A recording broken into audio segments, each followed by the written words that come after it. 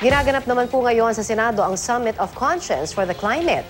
Layo nitong pagbuklirin ang iba't ibang sektor ng lipunan sa pag-aksyon kontra sa climate change.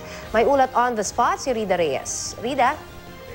Yes, Connie, nagsama-sama ang mga lider at kinatawan ng iba't ibang environmental, civic at religious groups, pati mga ahensya ng gobyerno sa Summit of Conscience for the Climate na kasalukuyang ginaganap sa Senado.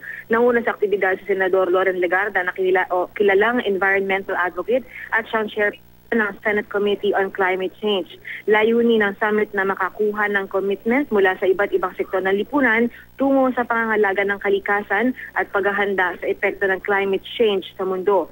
Nagbabahagi rin at nagbalangkas ng kanilang mga rekomendasyon ang mga kalahok kung paano makatutulong sa environmental conservation. Lalagda rin, Connie, ang mga kalahok sa tinatawag na Call to Conscience for the Climate, isang kasulatan na nakatakdang ipresenta sa 21st Conference of the Parties to the UN Framework Convention on Climate Change na gaganapin naman sa Paris, France.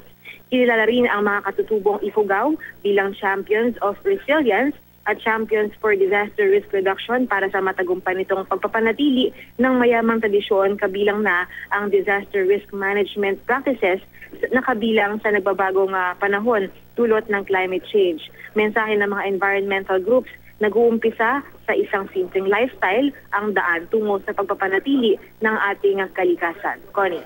Maraming salamat, Rida Reyes.